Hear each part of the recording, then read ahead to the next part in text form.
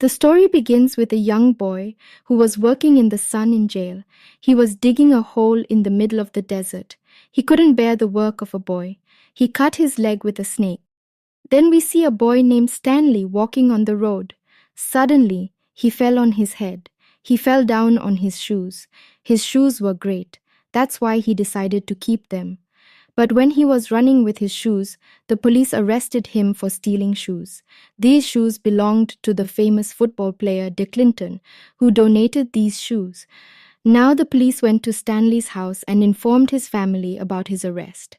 Everyone thought that his family was cursed. After that, Stanley was sentenced to 18 months in Camp Green Lake. In this camp, Stanley met Mr. Sir, who was in charge, who was very stingy. He warned Stanley not to try to escape from the camp, because there was no water nearby. Apart from that, there were many poisonous animals that had killed many people. Then he gave Stanley a uniform and told him to dig a 5-foot hole every day. If he found anything useful from the past few days, he could get a holiday. After this, the camp's psychologist, Dr. Pendansky, introduced him to some boys. A boy named Zero was the youngest there, and he would always remain quiet. Then, Stanley of Lunch told everyone that he was caught in a false case.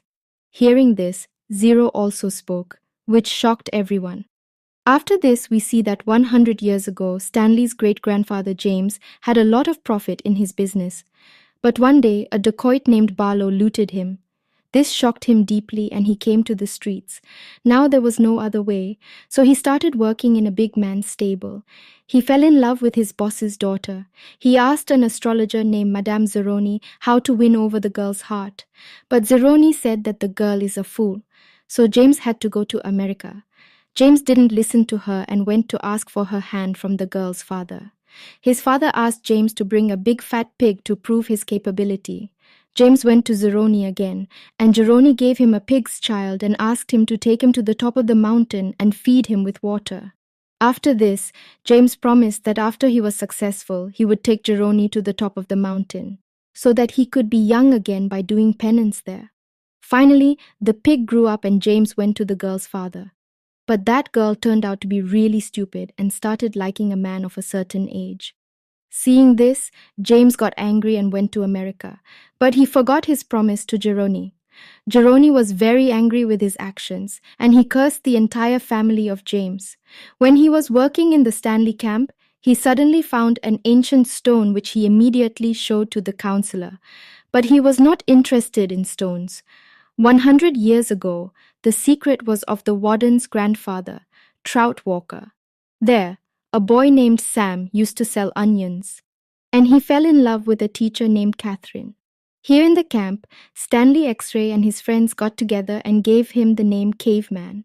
One day, he got a letter from his mother, whose stories he was very happy about.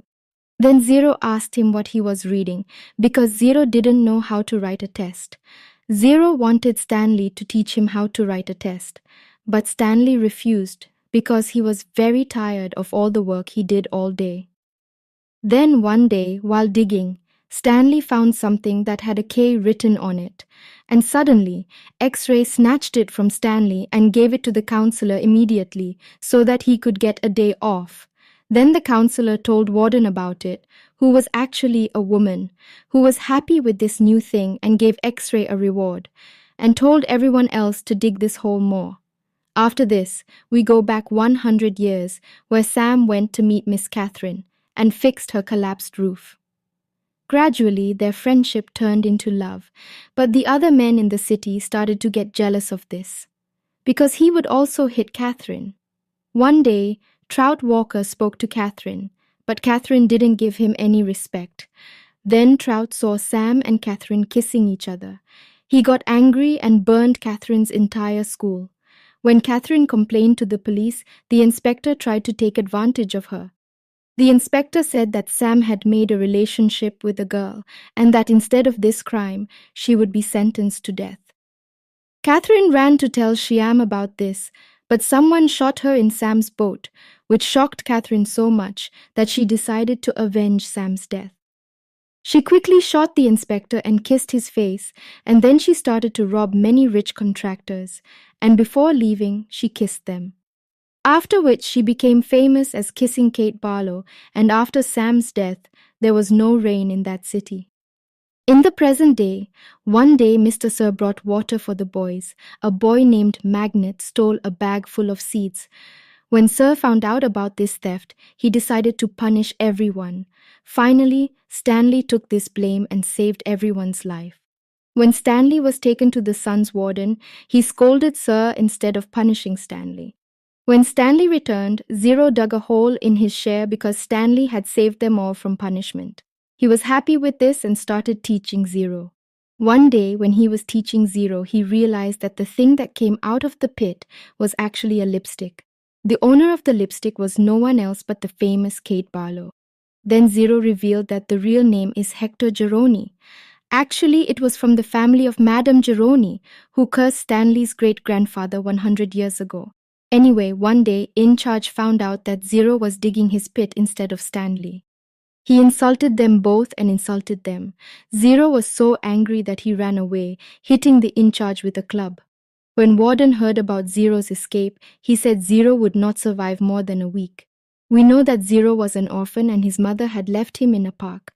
When Stanley heard this, he was very sad. Then at night he remembered that his great-grandfather James. As it was, 16 days had passed in the desert when Kate Barlow had plundered her cattle. Actually, her great-grandfather had gone to a place called God's Finger and saved his life. But no one knows that this place is Kanha, because when James was brought there, he had gone mad. Then the next day, Stanley also ran away to save Zero's life. After wandering in the desert for many hours, he found Zero under the boat. Zero told him that she